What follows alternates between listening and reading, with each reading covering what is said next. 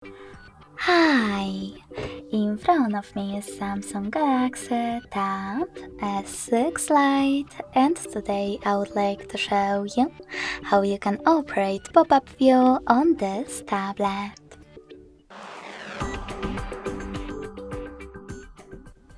First of all, open one of your apps that you wish to use in this view, like Chrome.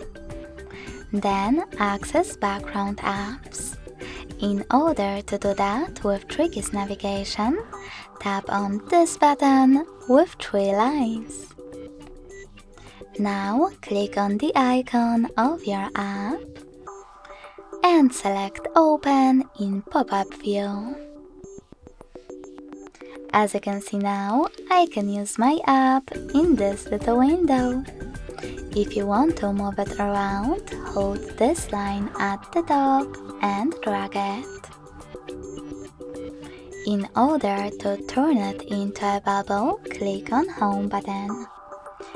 Then access it by tapping on the bubble. You can also use your app, overlay the other one, by accessing the other one and operating in both. If you wish to close your window, you can drag it to remove section at the bottom, or turn it into a bubble and drag it as well.